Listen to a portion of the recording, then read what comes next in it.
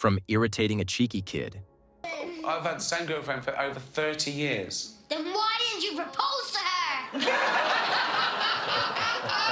to calling out some of Hollywood's biggest names.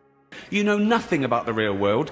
Most of you spent less time in school than Greta Thunberg. So, if you win, right, come up, accept your little award, thank your agent and your God, and... So... These are times Ricky Gervais shattered egos.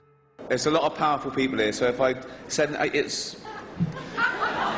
Honestly, I like a drink as much as the next man. Unless the next man is Mel Gibson.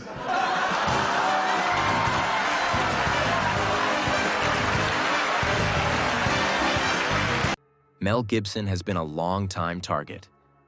On another award show, he brought up his anti-Semitic scandal. Mel Gibson, come on. No, come on. I'm not going to have a go at him. He's been through a lot. Not as much as the Jews, to be fair. He torments him again. Listen, I'm sure it's embarrassing for both of us, okay? And I blame NBC for this terrible situation. Mel blames... We know who Mel blames.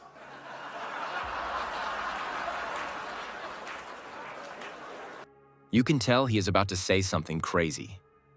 I want to say something nice about Mel before he comes out. So... Oh, yeah, okay, here you go.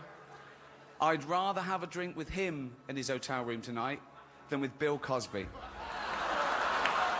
On Piers Morgan, he roasts him over a completely random topic. 95% of the people in America believe that there was a Dracula. Yeah. I might hang a garlic on my door. It's not the same. Exactly. It has nothing to do with the credibility of the truth. It has to do with the popularity of the idea. Right, because Yeah. the majority is always sane. Yeah, well, exactly, yeah. Imagine if That's the herd instinct. Imagine if you were the only person in the world to believe in God. You can tell how confused he is. Yeah. They know about my gun campaign, but they actually thought this was just a wind-up. And I said, no, it really is happening. People are not just applying for permits who are blind, they're getting permits, and they're completely blind. Yeah, yeah, it's strange. It's a strange law. He ends the interview with a joke that goes over Piers' head. I go to Walmart in Houston and buy one. They'll be on the wall. I can't buy a Kinder egg. You know those little eggs with little toys in? Because it may choke me, so they're a health hazard. But where the Kinder egg would be sold in a British store, they instead have an AR-15 assault rifle. Dear America, please let Piers buy a Kinder egg. but don't let him buy a gun. At the 77th Golden Globes, he made fun of Leonardo DiCaprio's dating choices. Once upon a time in Hollywood, nearly 3 hours long, Leonardo DiCaprio attended the premiere, and by the end, his date was too old for him. So...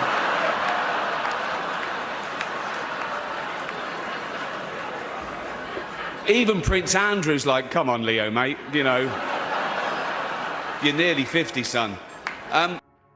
Ronan Farrow also gets thrown in his rant at one of the award shows. But tonight isn't just about the people in front of camera. In this room are some of the most important TV and film executives in the world. People from every background, but they all have one thing in common. They're all terrified of Ronan Farrow. He's coming for you. He's coming for you.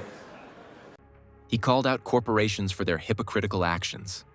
Apple roared into the TV game with a morning show. A superb drama, yeah.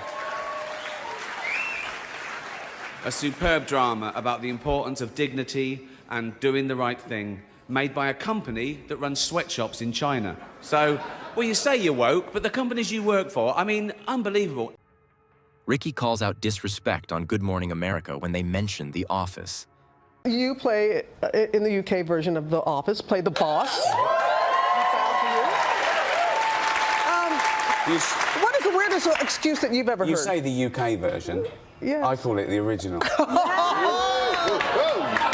Yes, well done. You're well done. Well done. It's true. Wow, that's spank me. Ricky calls out people while keeping it funny. Just that most people think Steve Carell came up with it. That's true, but you all were the original. Yeah, yeah, and Steve Carell did an amazing job, and I think the American version is fantastic. Yeah, no, there's 7 remakes around the world, but the American was the biggest. But you got it started. Yeah, yeah, a long time ago, and now I've brought him back, David Brent, which is the English Michael Scott. Yeah. On The View, he was very direct with his opinion on censorship. When I was in England trying to do stand-up there, you can't say anything about the Queen. They have a fit, and they won't laugh. Is that true when you do it? No, not my Well, it was then. No, I mean, I think that, I think that BBC are still a bit stuffy because they get complaints, and, they're a sort of government body, so they fear complaints. Joy Behar tries to challenge him, but Ricky shuts it down immediately. You go on the Golden Globes. A lot of time you are politically incorrect and hilarious, of course. Thank you. And so, Thank you. So this is, Well, yeah. Yeah, well, that's the thing about offence, isn't it? When people say they're offended, it's that just because you're offended, it doesn't mean you're right, It's... Ricky was ready for their questions, even the ones meant to make him look bad. Offence is about feelings, and feelings are personal. Some people are offended by equality. So what? So you can't second-guess people. If you try and please everyone, you'll please no one. With comedy as well, I think you've got to deal with taboos and contentious issues, and sometimes you deal in irony, and some people don't get that. But, you can't legislate against stupidity, otherwise you'll be doing nothing. One thing about Ricky is how direct he is.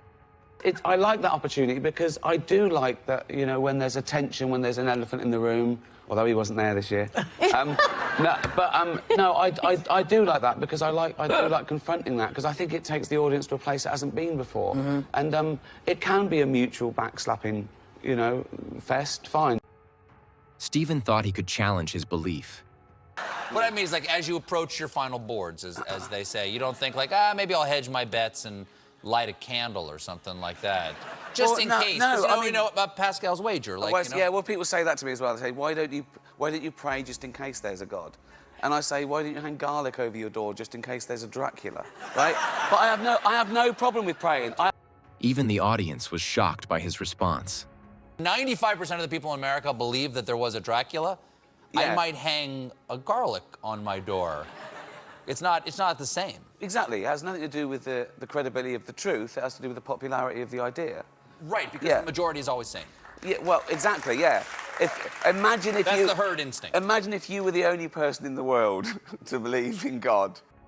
Religion can be seen from different perspectives, and being close-minded never works. So many different gods to believe in. Yeah. If you had to, how about this? If you had to pick a god. If you had to pick a god, and it has to be one that it gets worship, you can't say Stan Lee. No. If you had to pick a god, who would you pick? Thor. Stephen set himself up without Elle realizing it. Good and bad atheist. And I think that God has nothing to do with whether you're good or not. That's what I think. So if God doesn't give you comfort, what does? Dogs.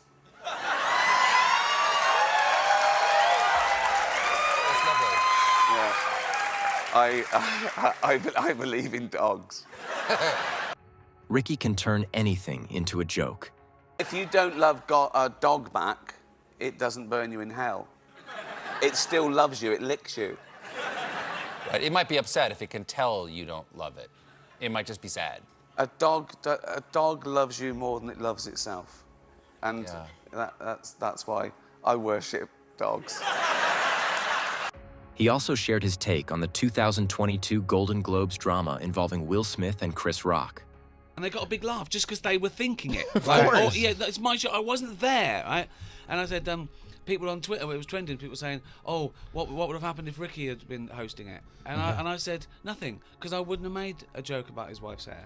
I'd have made a joke about her boyfriend. On Jimmy Kimmel Live, he sends a video message roasting the show.